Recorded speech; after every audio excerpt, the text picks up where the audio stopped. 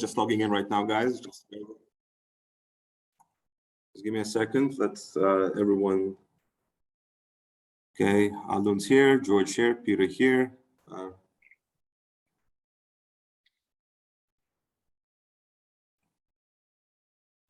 Okay, Tony's here, Sohaib is here. Is Stefan coming on?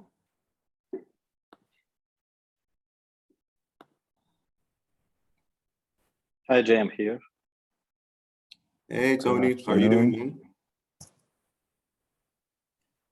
Nice shirt. Prepared. Anyone know if Stefan's joining us and Roman? Yes, Roman too. So hi, Priya. Andreas, hi. Hello, check it out. It's like 6:30 here. early morning. Dedication right there. Yeah, Jay, Stefan coming a little bit late, okay? And ask a questions after the guys. He told me right now. He on the way. Okay. Max Slim. So should we start? Okay.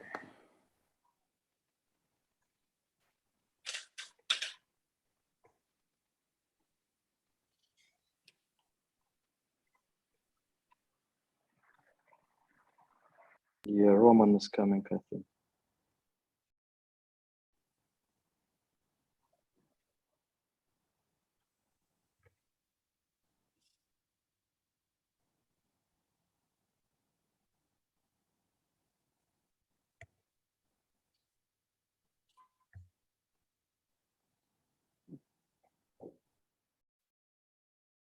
Okay.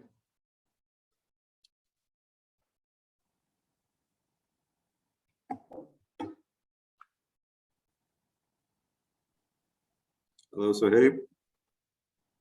How are you, Jenya? Good, thanks.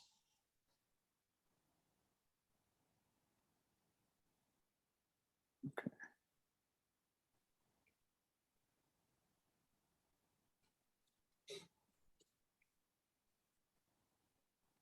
So Jenya, I don't know if you can see yourself on camera, but most of the time I can't see your chin. Your camera's a bit high, I think. Okay, sorry, thanks. No problem, Sorry, no just problem. different setup.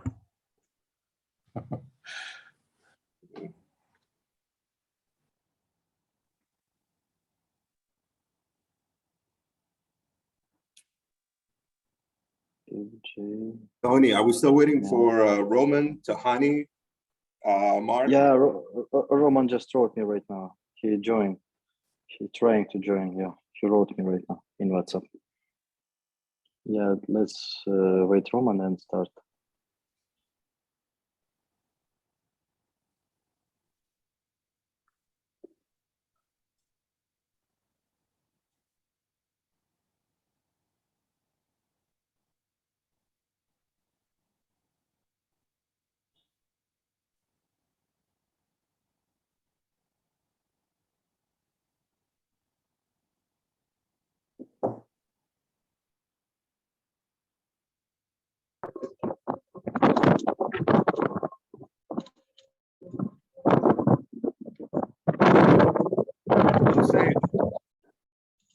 Hey, how are you guys?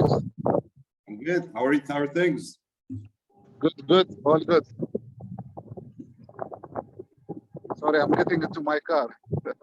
Are you playing golf? Yeah. It's too No. much windy outside in Dubai. Safe, yes. Yeah, I'm at Burj Al Arab. I'm just waiting for my car. I be there 30 minutes ago. Yeah, too. Hello, Too guys. much windy. Yeah, it's winter. What? You? Okay. Yeah, it's winter in Dubai. Yes, I can see. Okay, So, Roman. right? Roman Yes, is here. yes. Okay. Jay, we can start. Everyone is here. Yeah. Okay. Well, hello, everybody. Finally, we've had this AMA. Well, we've been talking about it for weeks. Yeah, just wanted to say welcome. My name is Jenny J. Hope. I am the Chief Operating Officer at Foster. I would also like to talk about my experience. I've had 10 years experience in building and management teams. I'm very passionate about this project because I'm passionate about the crypto industry. I believe it's going to bring a very valuable segment to the actual Foster project. I would also like to bring up Roman, our Chief Technical Officer and developer, that has a team of 20 specialists that is helping him and on our development with Foster. Sohaib, our business development manager with 20 years of experience as well in managing teams. Tony Katz, blockchain advisor and research and development officer. George, our advisor of 30 years of ICT experience and crypto trading. At the moment, we are still waiting for Tahani, our marketing manager. Gutierrez Group, our law firm based out of Colombia, couldn't make it today because of the time difference, but they are lawyers based out of Colombia that will help us to plant trees with a forest management company called Inverbos. Also, our new team member, Peter Farrington, our Chief Sustainability Officer, with 40 years experience in the government sector for environmental studies and research development. Peter has a very extensive background in climate change and environmental. So, and obviously Alun, our COO of Simba Storage with 35 years in banking experience. So this is our current team right now at Foster, and this is how we're planning to move forward. So I'll just give a little background about Foster. The whole point of the company is we're addressing a problem to the climate change. We're trying to make a difference by planting as many trees as possible in 11 countries. And we're trying to plant 100 million trees in 30 years. So this is our aim and this is our ambition. This is what we're trying to do. So any more questions at the time being, guys, or anything like that? You guys hear me well? I think it's good. Which countries are you targeting? So at the moment, we're based out of Colombia. We're looking into Georgia, UAE, Saudi Arabia, Poland, and hopefully Russia and Brazil coming up as well. Okay. So the company was started in February 2021. That was initial conversations about it. I'll give you a little brief background. So one of our advisors, Munir, the regional vice president of Shell Corporation, picked us up, me and Tony, and we were in the back of his car. And the traffic lights, he decided to brake the car pretty hard. And one of the folders fell out from the back of his car. And me and Tony asked, what's this document? And he said, well, I'm buying forests in Colombia and I'm gonna sell it for CO2 credit. For us, it was, wow, that's a very interesting conversation. Let's talk. So we went for dinner that night and we decided, how can we integrate this project by using blockchain technology? Since everybody knows Anton's background, he's been doing this for years, and he's a guru and he's a mastermind behind the whole idea, and here we are. It's a very traditional market. It's been done from the 70s. It's nothing new, but no one in the world has done what we're doing. We are actually the first company that is actually using blockchain technology for transparency of buying and planting trees by using the first forest management company like Inverbos. No one has ever done that, and I think that we're the first. Hence why we're trying to push this project as fast as possible. Hey guys, you want to add anything to that as well from your side or anything like that? Or Is there anything we can do to support, to push? yes, you can support and push by purchasing tree tokens. So the more trees we plant, we're getting a higher investment return investment of 40 to 400% to all the FOSS token holders and our investors. So it's basically everybody that is buying the tokens. We are making the world a better place by producing more oxygen, and we're making money for our investors. It's a win-win situation from everybody. And the more people that invest, the higher the return on investment will be for everybody. And the more we offset our greenhouse What effect. is the level of investment for individuals, I mean? Like what is the lowest or the highest? So the minimum buy-in is $100, and the highest Okay. as much as you can go. Yeah. Can you elaborate more on the whole flow? I mean, you have 3 tokens. Where is the money going? What's the process here? What's the actual product? Can you elaborate that a little bit more? Tony, you want to answer that? No, you can do it better. I can enjoy later. So basically, Go we ahead. have 3 tokens, right? So we have the FOSS token, which essentially acts as a share, and it acts as a utility token, which is used to purchase trees. Now, the tree token represents a tree that is actually in one of the afforestation projects that we're working with. Right now, it's only in Colombia, but soon to be more. And the third token is an O2 plus token, which is basically created on the blockchain once we verify the CO2 that has been absorbed by the trees through the means of gold standard certification, which is all managed by our partner Inverbosk. So that's basically the outline of the 3 tokens. You just said that the FOSS token will be used to buy trees. Will there will be probably Colombians on a farm planting a tree.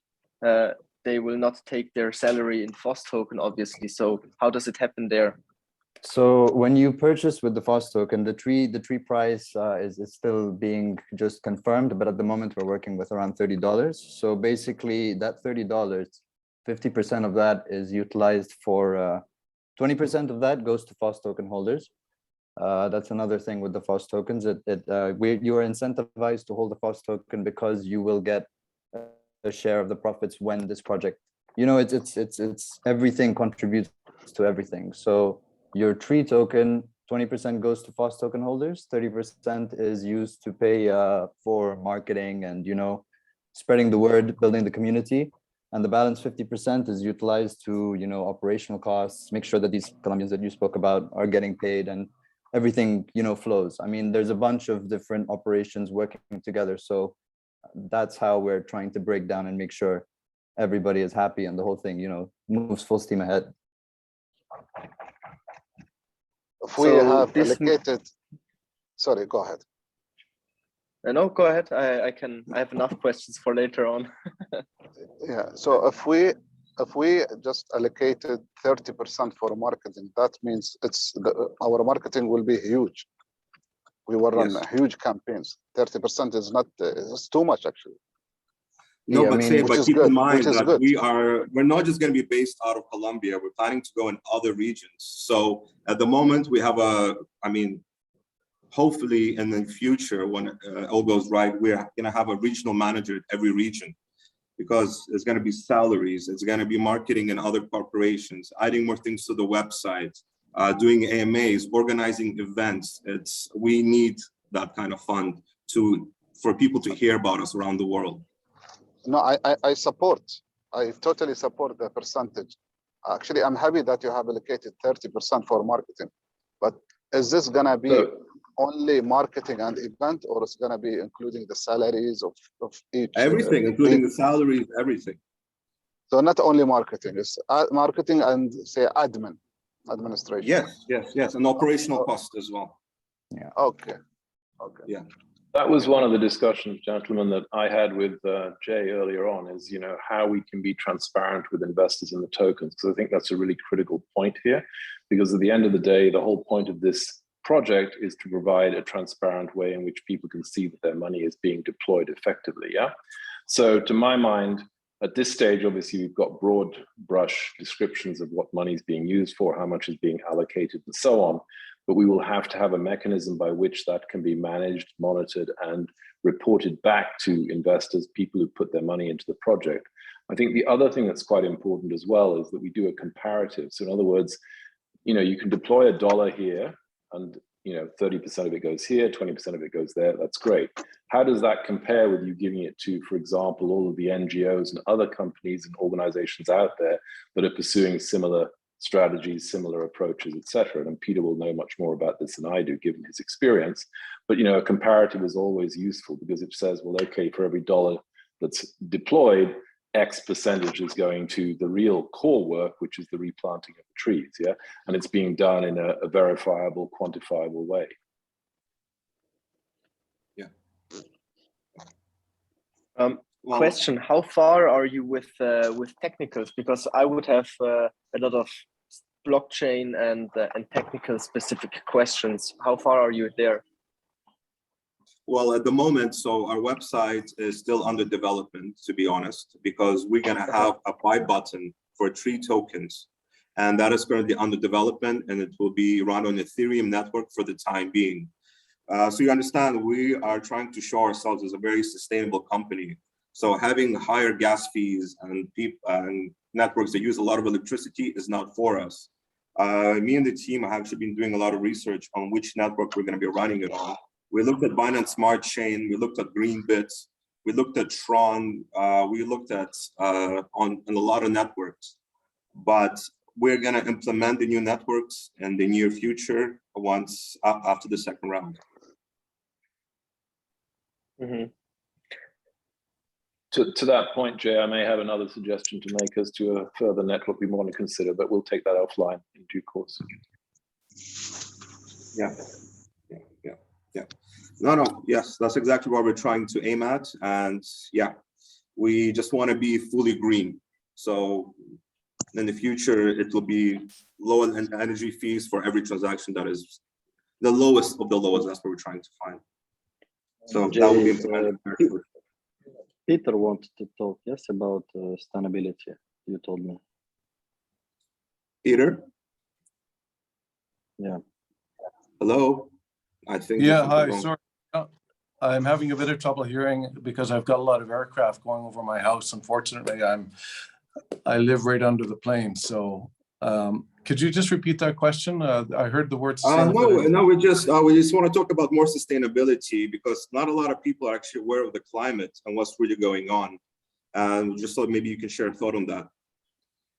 Okay. Yep. Just to step back a little bit from that, in terms of my experience in government, I've been involved in climate change, development of climate change regulations. That was about 15 years ago, which by the government of Canada, I wrote the regulations, and that was the goal of the government then was to really make a significant impact in terms of our greenhouse gas emissions. It was a big challenge. We did it, but greenhouse gas emissions continue to go up. So the mechanisms that we've used to now, in my experience and my understanding, are not really all that effective. You have international agreements, which are compromise agreements. And the big challenge often with those is you don't get the follow up on the commitments. So commitments are made by countries to invest so much money, for example, to provide financing to developing countries. They make these promises with good intentions, but it never happens. What tends to be left out is the opportunities for individuals like all of us sitting around the table to make a difference. And this to me is what's really exciting, because a relatively small investment of, let's say, $100, you can plant 3 trees, and these 3 trees are going to be planted and they're going to be taken care of. I don't know if you've seen tree planting in Dubai or other places, but I see lots of events where the trees are planted, and then after the photos are taken, who knows what happens to the trees? Well, I've seen lots of those trees. They don't last more than 6 months after that. So that's what's really great about this initiative, is that it actually has the opportunity to sustain itself over many, many years, because we have the local community deriving income and improving their own local quality of environment by looking after these trees. Another thing that's really important too, that I really like about this project, which I haven't seen anywhere else, is that it's not just about the trees. The group in Colombia are also concerned about biodiversity. So trees are kind of, let's say, the flagship of what we're doing, but it's all the other species and interdependent species that are important as well, including the soil.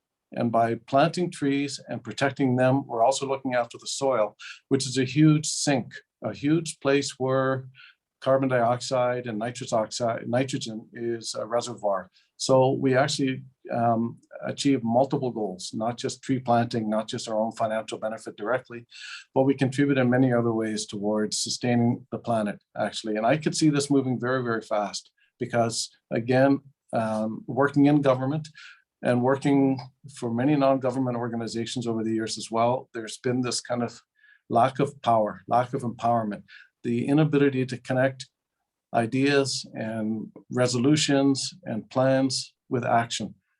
It's never happened. The non-government organizations simply don't have the power.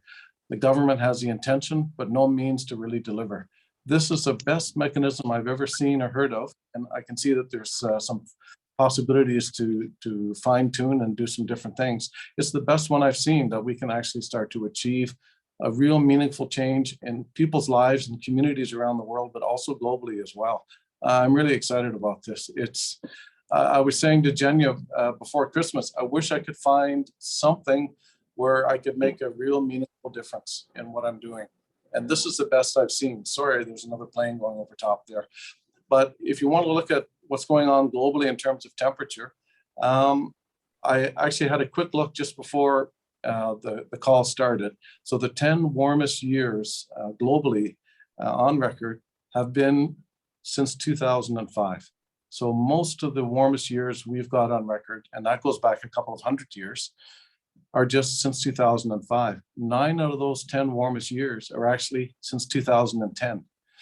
And if you look at the top 5, they're all in since 2015. So the evidence is really, really clear. It's getting warmer. And then the evidence too, in terms of what's going on in terms of the environment. We're hearing, of course, we're paying attention to it as well, but flooding is increasing. The coral reefs are starting to decline.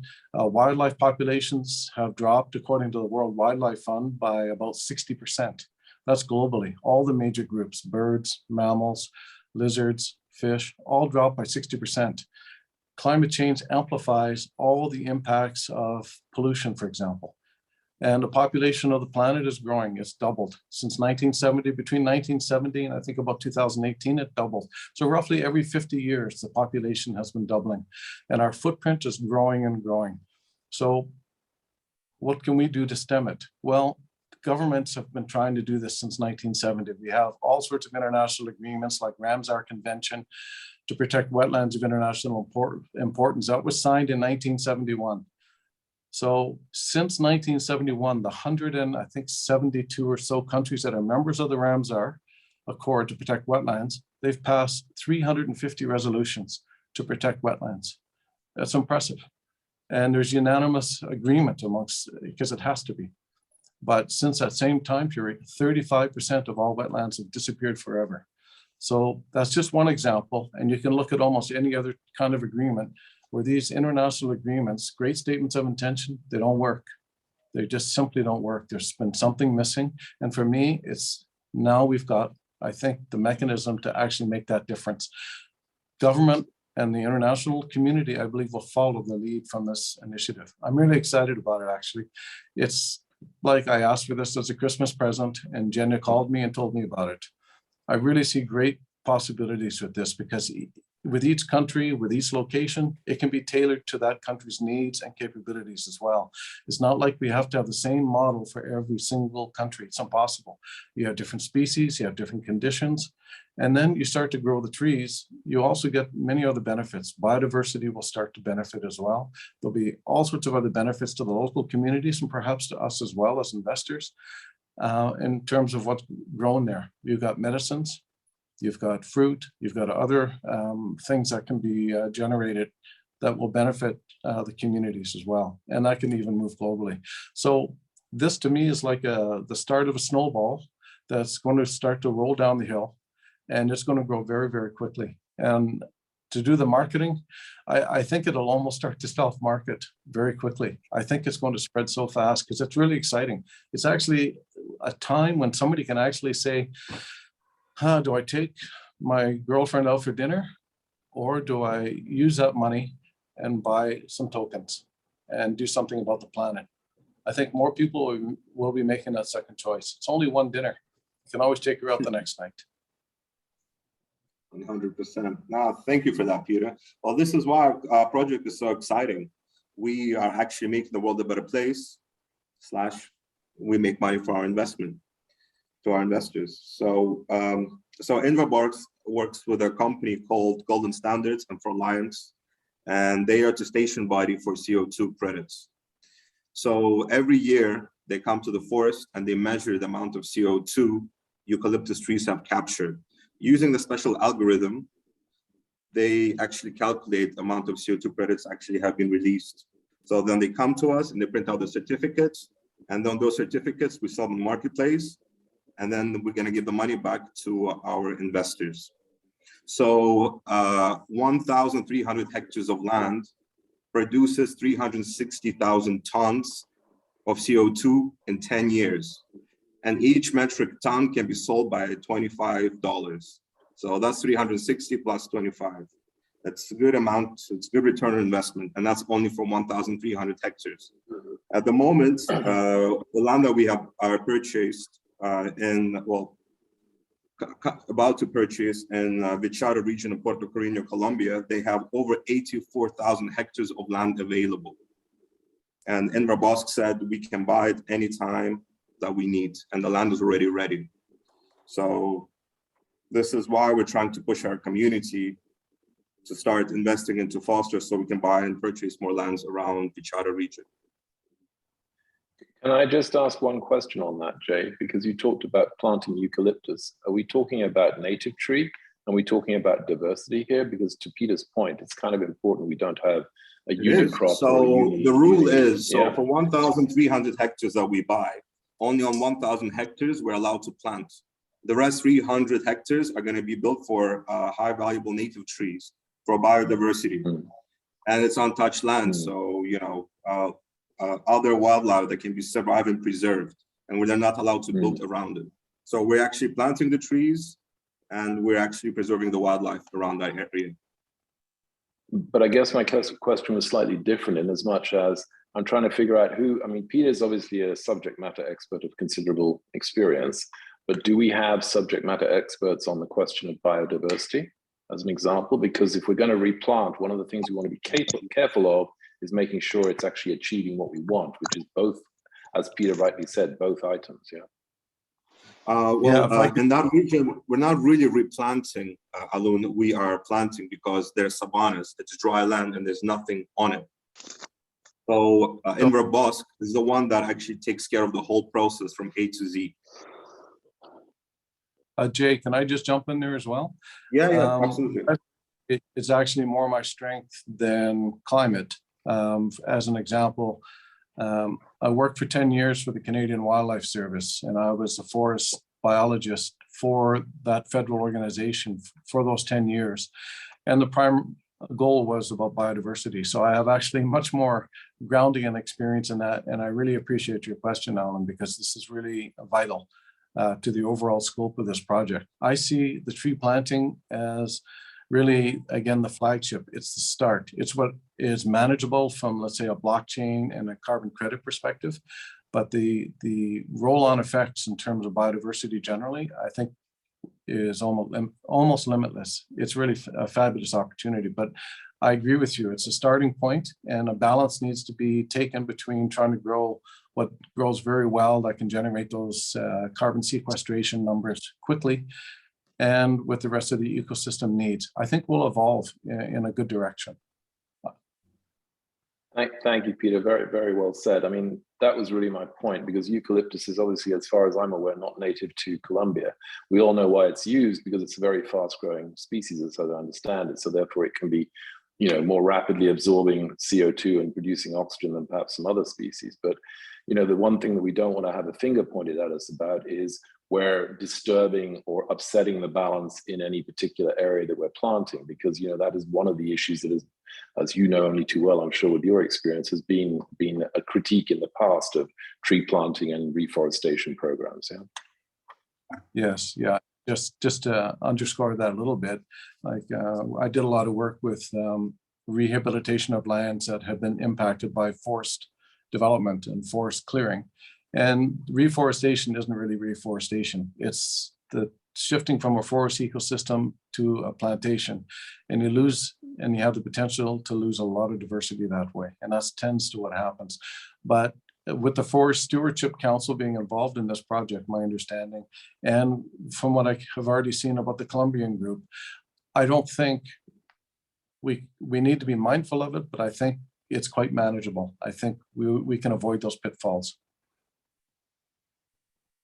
And thank you for pointing that out. I mean, my concern is not that we're going to go about it the wrong way with your experience and your expertise. It's more making sure that we're ready for a defense in the event that this gets pointed us as an accusation, because we all know there are always two sides to every discussion.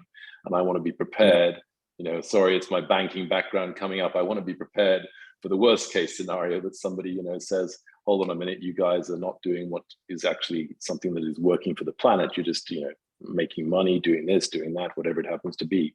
So I think your credibility and your background is absolutely essential to anchor that and to make it clear that, you know, this is a fully thought through and properly, you know, compliant project, which gives the benefits that we're claiming and that we're maintaining. Yeah. This is what 100%. I meant. See, Jay, he just made a very good point. This is what I meant by when I ask about marketing. You know, we should put a proper marketing plan, especially for the Arabic countries that they don't have such experience on this field. You get me? So we want to put it as very easy for them to understand the project. You know, for us as Arabs, okay, this is something like a unique project. They're not into planting and getting return on it. You know, they're not into this. I'm afraid they will think about it. If we don't position the company and the project very well, they will think about it as kind of money, kind of laundering, something going on. No, they're going to be like, this is what we have been discussing as well with the team. It's not going to be that, because we're going to actually use our proper audit systems. We're going to use proper corporations such as Ernst & Young to do our auditing, to do our numbers, so to show our legitimacy. We're going to be running like a proper company on this. So they can't say that. In fact, I know the governments like to get involved in such projects because you know about the vision of 2040, making Dubai green. It's something that we can speak to the municipality in the future to see that we can help them and hire the right forest management companies such as Enverboscos to come to Dubai and help them achieve their goals. Yeah, this is what I meant. I think we should do kind of an agreement or partnership. This is part of marketing, by the way, with some government arms, government entities here. Okay, so and possibly, sorry, and possibly also NGOs, if that's a sensible thing to do. I mean, at the end of the day, and sorry, Sam, I see you wanting to say something, so I'll shut up.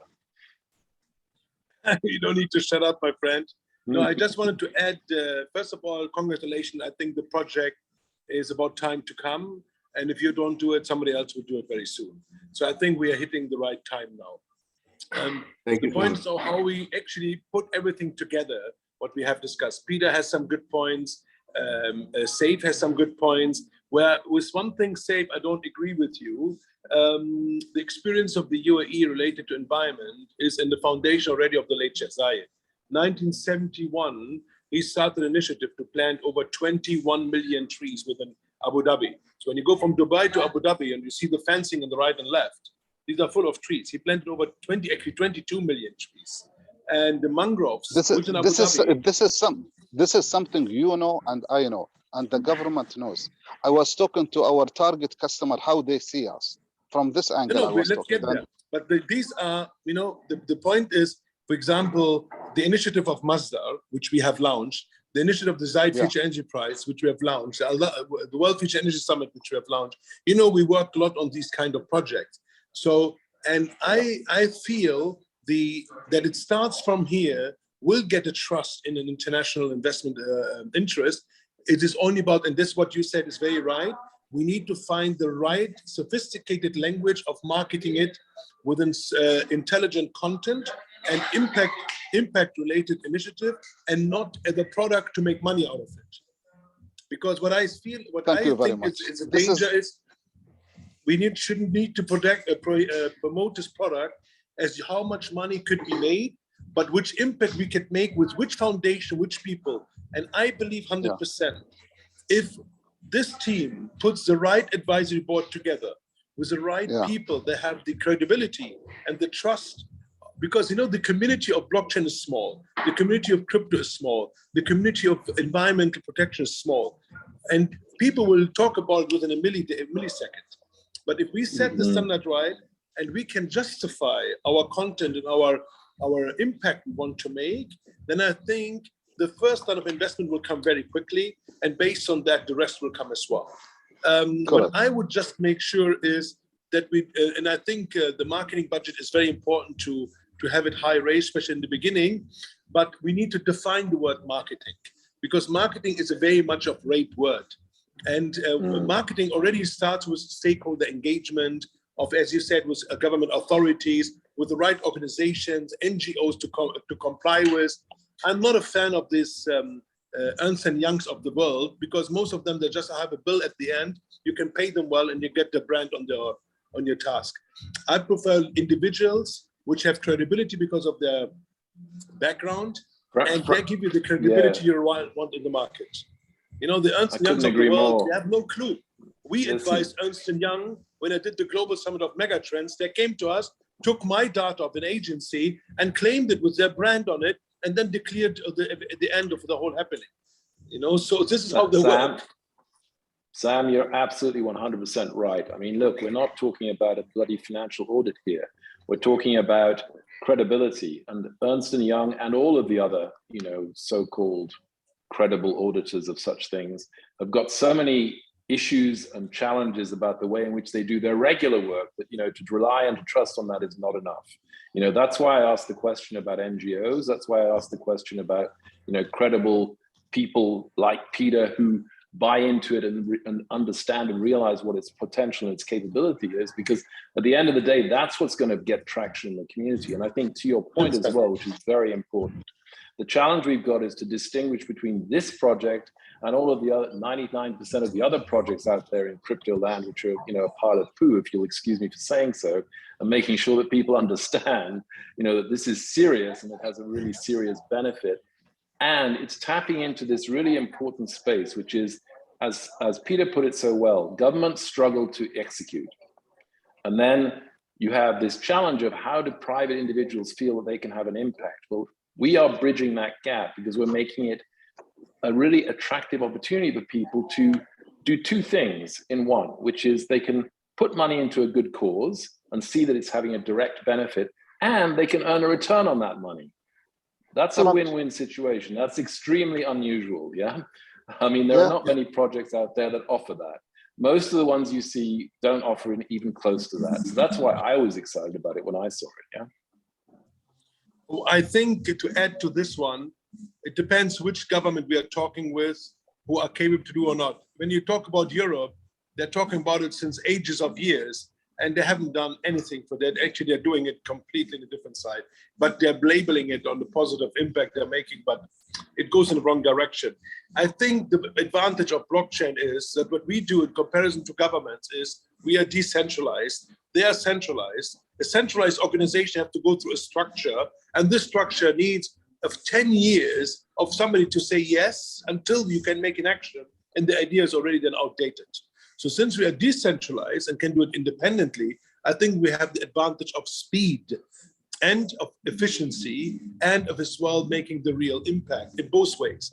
Make impact for the environment, whatever it is, and making the impact as well as an ROI for whoever is involved. And I think it keeps both sides smiling. Engagement or marketing should go into stakeholder engagement of initiatives or authorities that have been independent from the government doing right impact, like Masdar, like I'm just giving some examples, or the Carbon Disclosure Project in England, or the Environmental Defense Fund in New York, the Acumen Fund in New York, D-Light from San Francisco, the City Development from Peter Rue. These are COP people. They have done something. They have done something. And with these people, we can be aligned in a horizontal cooperation where then we will be based that we do a holistic approach and we're just closing the gap, which is still missing. Hi, Sam. If I Sam, could I just jump agree in. with. Sorry. Sorry. I agree with you, Sam, 100%. Okay, let's just an idea. Position the company as a Dubai company, and we find one of the government here to link the company to as a something, you know. So we'll be very credible. A sponsor, Saif, a sponsor. That's what we need.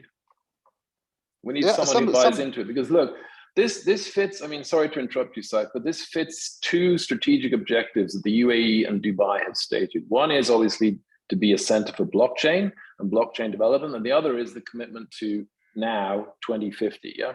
So, or 2030, 2050 actually. So those two things have been publicly stated by the government. And one of the things we know about this government, unlike some European governments, is that when it says it wants to do something, it generally executes pretty well. So to that point, Saif, I think, you know, it makes perfect sense to align with, you know, the appropriate sponsor stroke organizations here, yeah? Yeah, and when I said Dubai, because we have the power here. We know the government entities, I mean, government departments, we know them all. So we can easily talk to them and explain to them. They will not think that stranger or foreigners are coming to Dubai. I'm a local, they're local, it's our country. We can easily talk to the government here. You see what I mean? I'm talking about, you mentioned NGOs earlier. Part of United Nations team is my under management here in UAE. So I have a good relationship with such NGOs. So if we need anything, I can easily talk to them and make them work for me. If I could just jump in, I don't think we have to actually go out and seek government. I think the government will, once I learn about this, will be seeking us, to be quite honest. The challenge will be which department or which entity, quote unquote, wins the authority. And this is a risk, because if you end up having the wrong government organization taking the lead on this, it can go in a direction that we might not be ready for. And I've seen the same with the lead. Pardon me? They will not take the lead. They will not take the lead on this. They're just gonna be. I know the government, how government works. They just want to be part of it, not a part of it as a partner, but as if they're helping us. They want to put their logo. They want to mention our name, that they have contributed. Actually, they didn't contribute anything. This is the government work, but putting the logo or doing a campaign with them or announce something with them, okay? This is what they want. Exactly. You've hit the nail on the head, Saif. I don't think there's any question about that. Although I work for the government. I know how they work. I do too, actually. I work for the. You don't work for Dubai municipality. Yeah. He's the government. He's the government. By the way, one small point, gentlemen. But we don't have a single woman on this call. Just as a point of order, I've noticed, at least as far as I can see, some there are no pictures, but might be we should be thinking about a little bit more diversity in the team. If I could just jump Tahani in. and Irina from Zurich, they cannot today. Tahani for SPR and Irina from Zurich lawyer want to help us. Yanina from Liechtenstein lawyer want to help us. Natalia, CEO of Inverboska, she cannot today. She's too much busy. Corona. That's we have a lot of girls and women. Yeah. Thank you, Tony, for telling me. Thank you. I believe that the project has got three key elements that are important. One is, you can say, the tree planting itself, which is the activity. But the other one is the carbon credits, which is the result of planting the trees. And a third element I think is important, although we've been talking about government, I think it's to build community. So in community only gets built by either doing activities, marketing, articles, contributions. So I think you need to have these three or maybe potential four elements. Four elements would be, for example, let's say blockchain and AI IoT, which would be like the transparency monitoring, because you can do the monitoring via satellite, IoT, or a combination of those. So the point is, when you put these three or four elements together, these are the building blocks of the project. And what you do is you need to have kind of a flow between these building blocks of the project.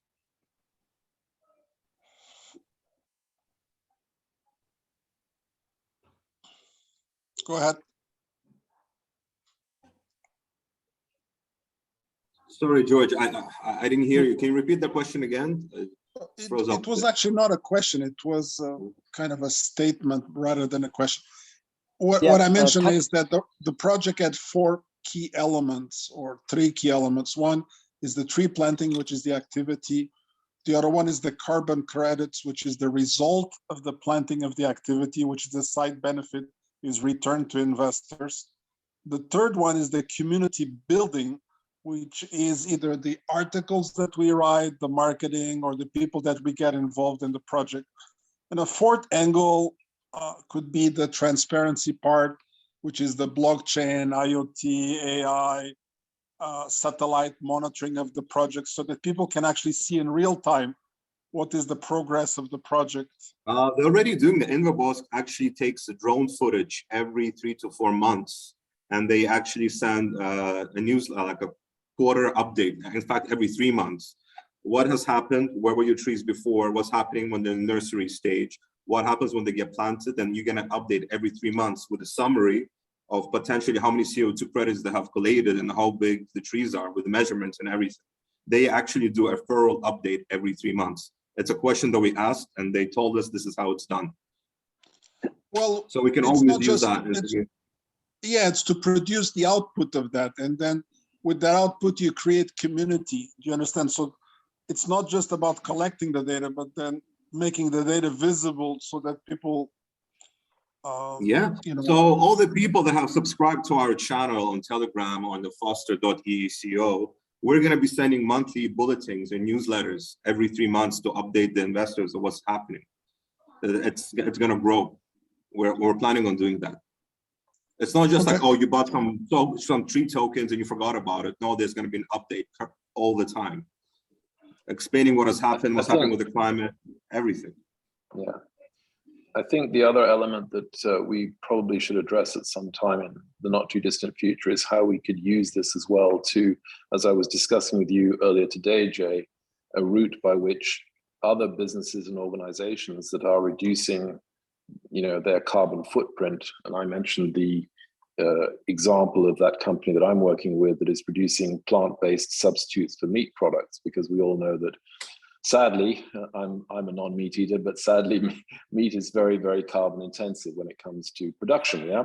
So I think we do need to consider in due course how we could use this platform, whether it be directly or through a kind of white label process, to help people access the same community to achieve, you know, the carbon benefit, the footprint, etc. And you've suddenly got a double whammy because they're already saving carbon by the nature of what they're doing. And if they're part of this community, they can also be contributing to reforestation, afforestation. Yeah.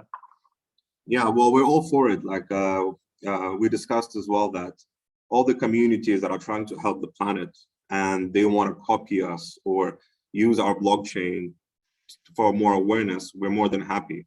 We're not going to have any competitors in this market. We're rather going to have partners into cleaning the oceans, wind farming, planting trees, food production. We are more than happy to partner up with such companies for awareness, because we are actually addressing the problem to the world. So we might as well go into different segments with this, and we're all for it. Something that we will be doing in the future for sure. Yeah, we can show everything. That's why we want to create a big event in March here in Dubai, invite 150 different companies who planting in trees with CO2 credits and without CO2 credits. We don't care, but we want to show what we want to do in this part of planting.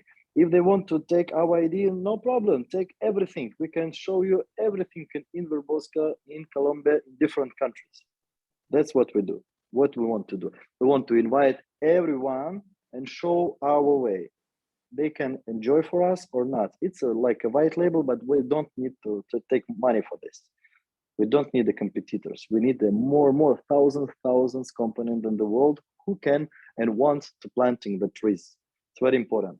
Not only Abu Dhabi, not only Dubai, Saudi, it's Georgia, it's Slovenia, Poland, it's Portuguese, Brazil, Paraguay, Colombia, New Zealand.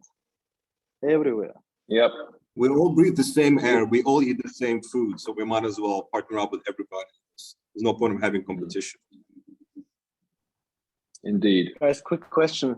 Why does a tree cost $100? Where do the costs come from? Because I mean, average income in Colombia or minimum $30, not 100.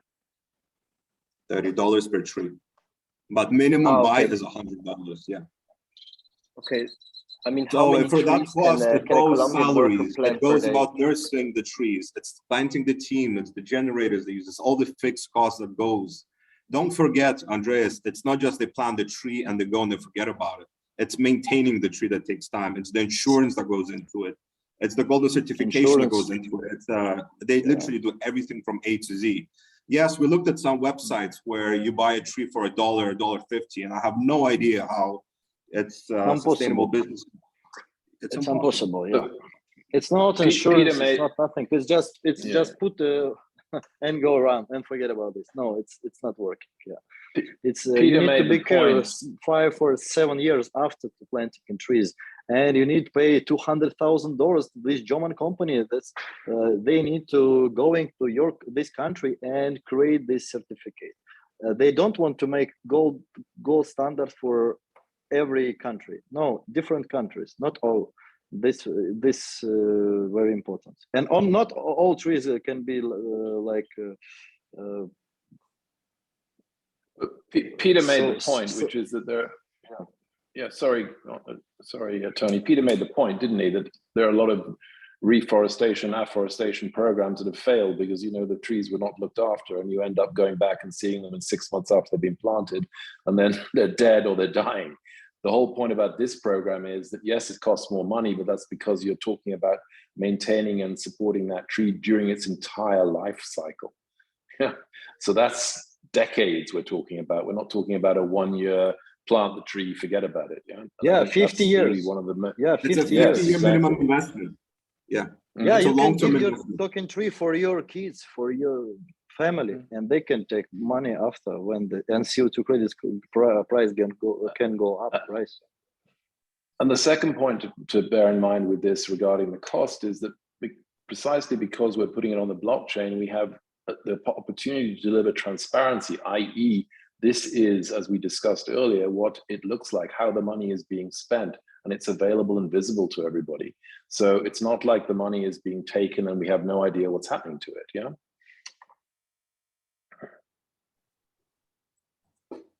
Regarding the CO2 credits, it's very important. Peter, could you quickly elaborate, because I'm not up to date 100%, how this whole CO2 credit system currently works and how you guys are planning to implement the O2 token into that? This is something that's unclear to me still. Jay, I think you can explain this. Yeah, I think Jay is better positioned than I am as far as that. Okay, so I don't know if you know anything about CO2 credits. It's a very straightforward step, to be honest. Yeah, so just talk about how they create this certificate, how many years they need for this, what they're looking for in the company. Not only one tree, oh, eucalyptus, good, nice. But no, it has to be done in masses. Yeah. So yes, Golden Standard,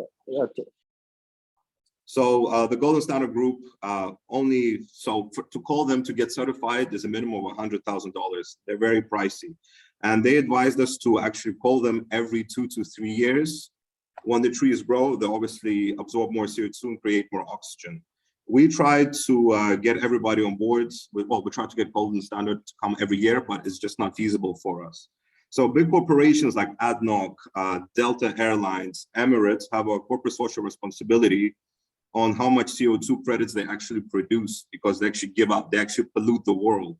And to make up for that, they buy the CO2 credits on the marketplace. I hope that answers your question, Andreas.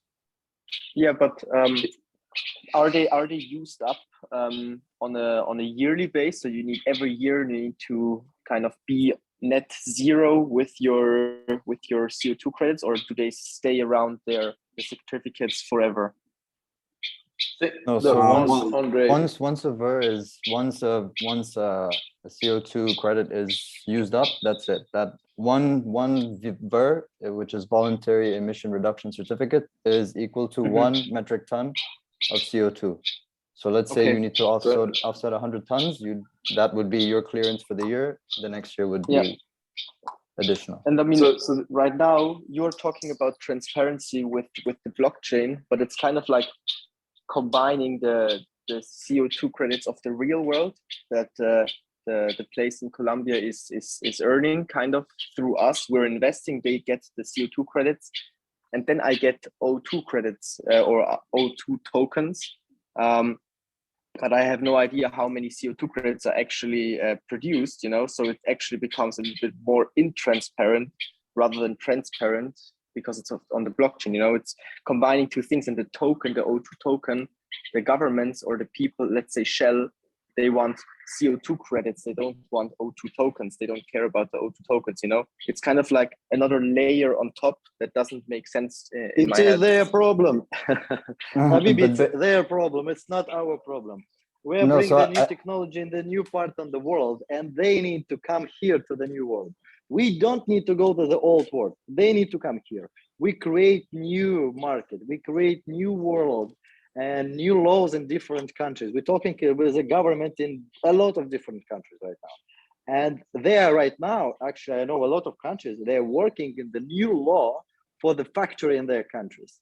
I hope in the future, they can create a tax for each person. For example, in Dubai, they will create a new law. If you're living here, you need to pay $10 per month just for living because you create a CO2. And you need to buy somewhere. For example, it can be a decentralized exchange or a centralized exchange or application or shop or everywhere, but you need to buy this. And we want to build this new system, certificates, license in Dubai for issue security or utility tokens. For utility we have, for security waiting, and we can after to put this on exchange, decentralized or centralized, we don't care. But I think the future is about this. All people need to pay the tax on this because they breathing every second, and then they need to pay. But it's not really. Yes, now you're right. A lot of companies. Look, I think no, but not in the future. Andre, the point is this, right? That we are treading into new territory here. So maybe we don't have all of the questions answered, but the critical point is this: there is a well-established, mature market for trading carbon credits that's been around for years. That market is going to continue and grow dramatically because of various agreements that have been reached both during COP26 and previously. What that means is that we are now going to participate in that market in a meaningful way and realize value from participating in that market. Okay, the mechanism as to how that's linked to an O2 token, we can, that detail is being figured out as we speak, but at the end of the day, the critical point is you're generating CO2 credits, which are worth money. And it's worth money because somebody is auditing it and saying it's worth money. And that can be sold to all of these polluting companies because they need to buy them. They have no choice. They either have to buy them because they are legislated to buy them. So for example, in the European Union, everybody who is a CO2 polluter has now by law to offset some of that CO2. They have to buy carbon credits, or they do it voluntarily because they want to show that they're actually doing something to help save the planet. So, I mean, there is no question that that market for carbon credits is both established and going to grow dramatically because of what's going on globally at the moment. Yeah. And so our ability to be able to tap into that using this is twofold. One, because, we've got carbon credits to sell, and two, because you've got a market that's readily available to sell them. So, you've got a perfect scenario. Yes, you can argue the case about how transparent and what is the link between, but that will all become clear in due course. I think the important point is that it has this additional benefit. You're not just doing good for the environment, you're also generating economic opportunity for the business because you're generating something that's worth money, tangible dollars. Green dollars. Okay. Yep. So that's okay.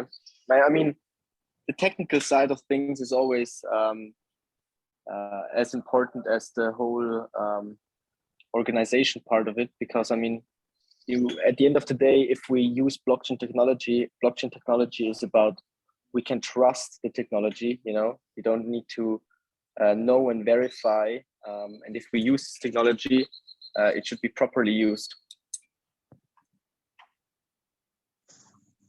Yes, and we will use it properly. We're going to have full transparency on this, Andreas. Yeah, and I think I think we all welcome the question, Andreas. That's exactly why we're having the call. And, you know, we need to keep probing this, because you're quite right. We cannot afford to have a situation where we end up having any lack of transparency or confusion, because that's the point at which people start pointing fingers and saying, hey, this isn't credible. Yeah. Jay, I have 2 questions actually. From transparency and marketing perspective, you spoke about the quarterly update or report. Yes. Can we do this on the website, where actually customers and visitors or whomever they visit the website or interested to see our project, see actually live what we're doing? Yeah. Yeah. They yes, can, we already they can discussed see this. in dashboard accounts. Yeah. It will create a platform and application. They can see inside what happened everywhere in application. Yeah. Great. This is Saif, answering your question, we actually asked this while we were in Colombia, because the Charo region is very, very remote area, and the internet connection it's non-existent, to be honest.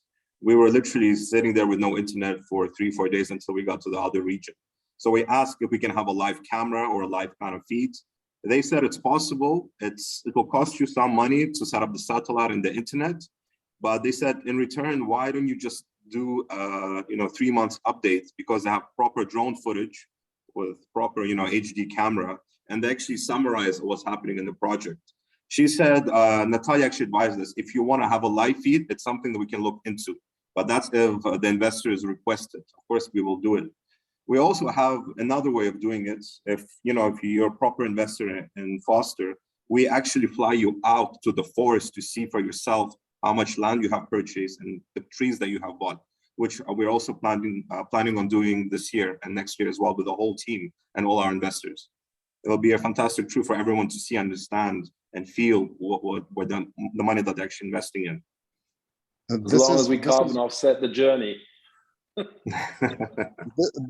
This is very good, Jay, but it has to be reflected on our social media accounts and our campaigns, just to give credibility and transparency to people.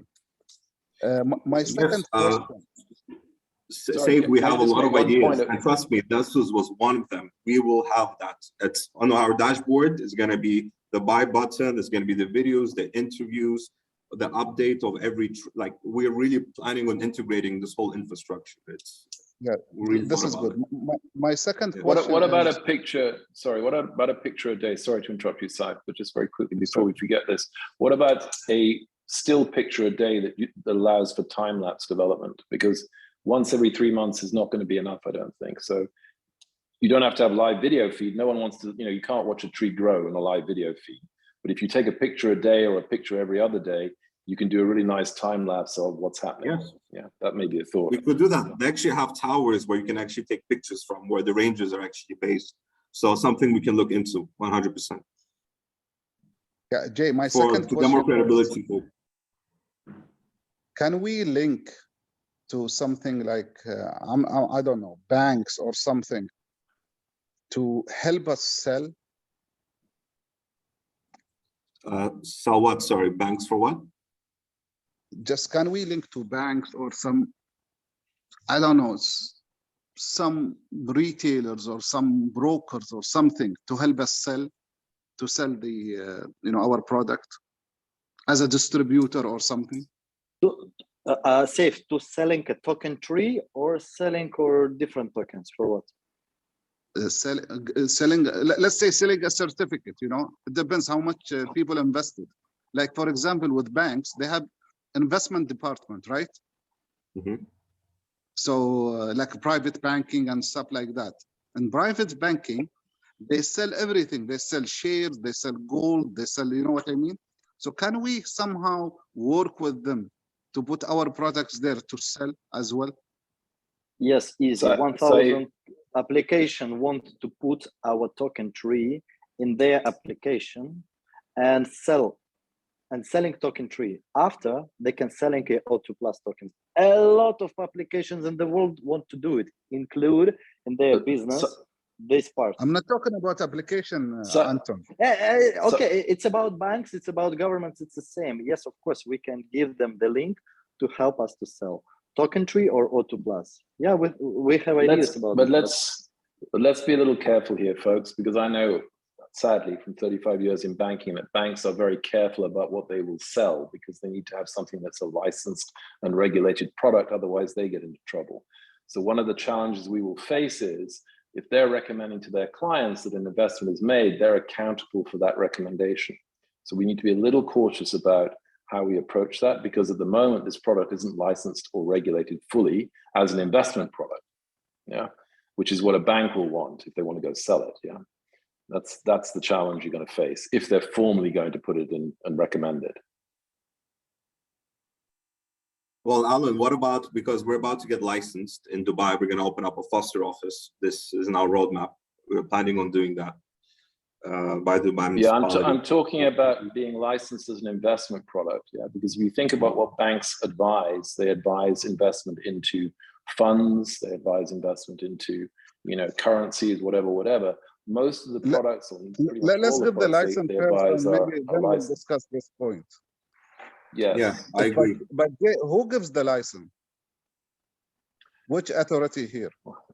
Usually the Financial Services Authority for the country in question. Yeah.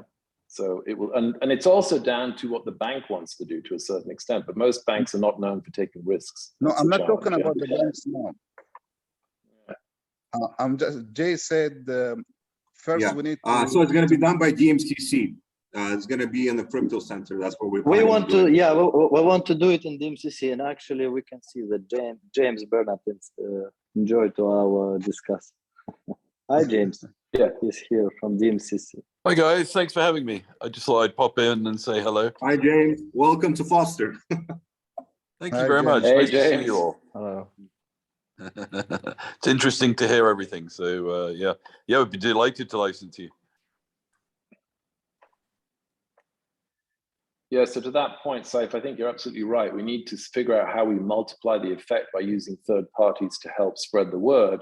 I just am not completely convinced, sadly, having worked all this time in banking, that banks are the right route to take, yeah? Because they've just got too many bloody constraints on what they can and cannot do, yeah? Bank was just an example, my friend.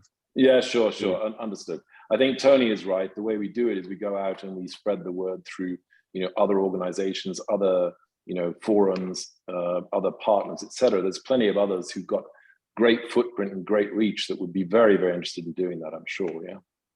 Hi everyone, it's Arina Heaver. Just to mention, there are several parties out there that specifically what they do is that they help to get the reach of your token to potential investors, right? We're not talking about banks. Yes, they're very difficult to work with, and that's not something that they will do, promote the tokens. But for example, just easy, right? The first thing that comes to mind, AIBC Summit in March, 20,000 people coming from all over the world.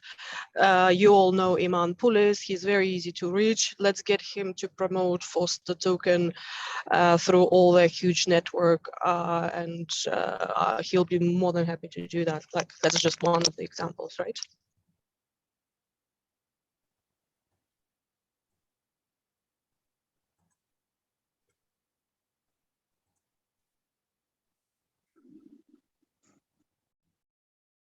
Hello, guys. Anyone there? Yeah, we're listening. I think, Irina, that makes perfect sense. And that's exactly what I was thinking about. Anything where we can appeal to, and not just the crypto and blockchain community, but, you know, this is something that appeals globally. So, you know, there are a lot of forums where I think this could very, you know, whether it be, and Peter may be better positioned to comment on this than I am, but, you know, there are numerous conferences, exhibitions, meetings, etc., taking place, all focused on this challenge that we face. You know, same thing should be true here. We can get speaking slots, we can get visibility, we can get the footprint that we need to be present at these events, and I think that's really going to be a very powerful way to get the message out there. I'll be happy to reserve the speaking slot on the main stage. Let me just send them an email right now saying there is an amazing project, give them the main stage speaking slot. So here you go, done. Great. Perfect. Hope you don't get stage fright, Jay. Just another thought in terms of, Dubai and UAE being a focus of this, or the home for this, is the fact that we're hosting COP28, for Paris Accord in a number of years. So the government and the country will want to be showing some really unique and significant contributions to this issue of global climate change. And I think this is really a gift.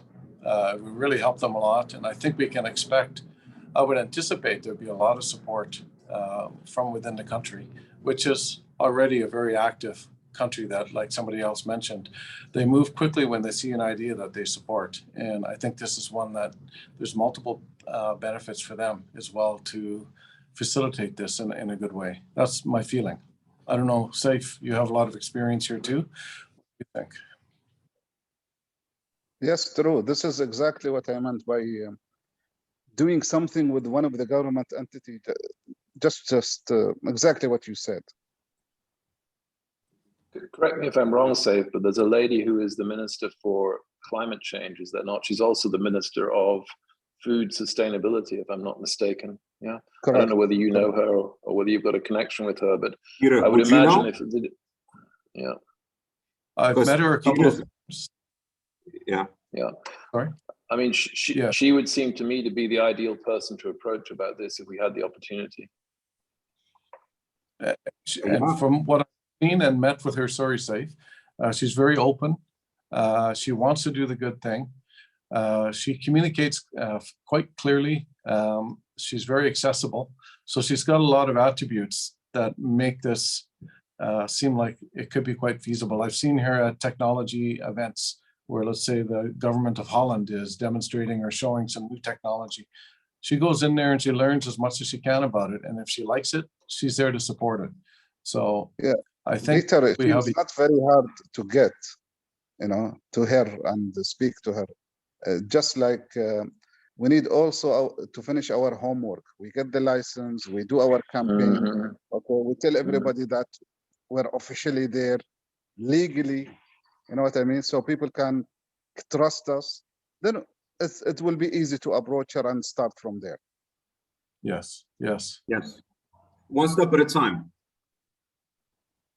Yeah, exactly right. I think you hit the nail on the head, Simon. Okay, great, guys. Well, I think all the questions have been answered, I hope, from everybody. Any more additional questions?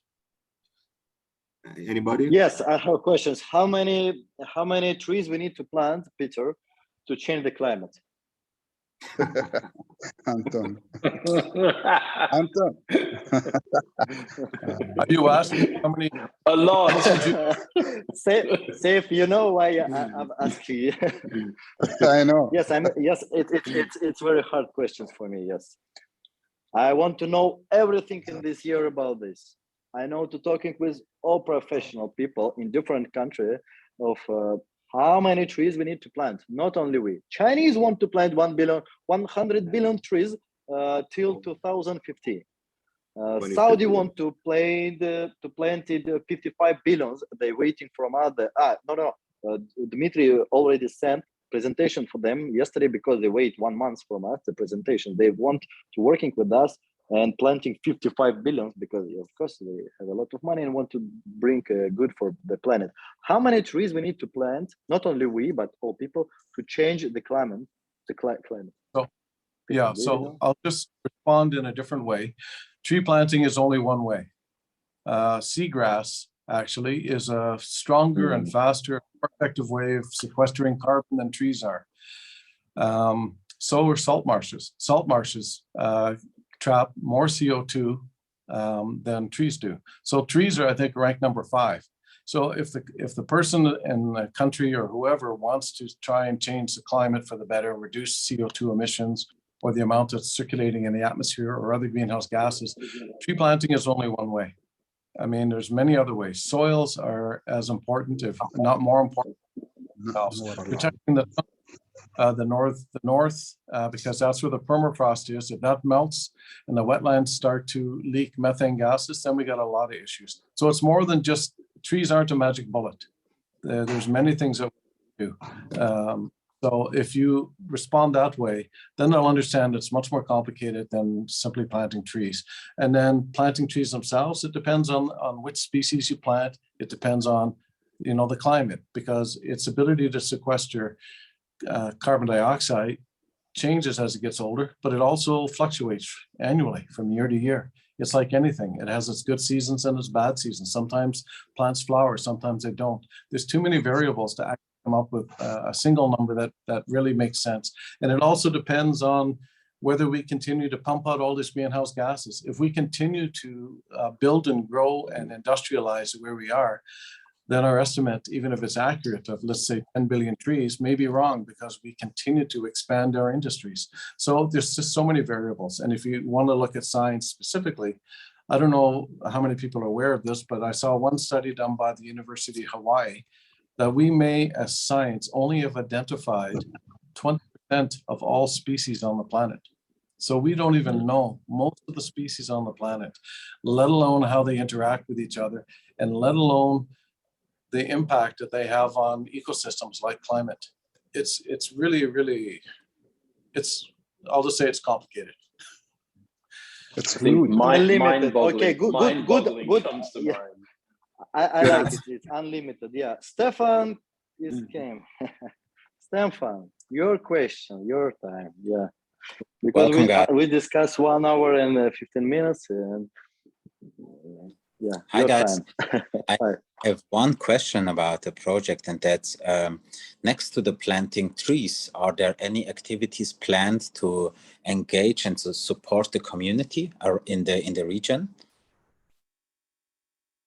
Yes, so we discussed that. So in Columbia region, there's a lot of indigenous tribes, and the way that they take care of the crops is not the modern way. Peter, if you can elaborate on how they burn their fields and thinking that it's gonna harvest more crops. Can we discuss that for Stefan to understand? Yeah. I mean, fire has been a traditional tool by indigenous peoples around the world to manage their environments a lot. So, for example, in North America, what the indigenous people would do is that they would light fires to create what they call ecotones, which are transitional areas between, let's say, a grassland and a forest.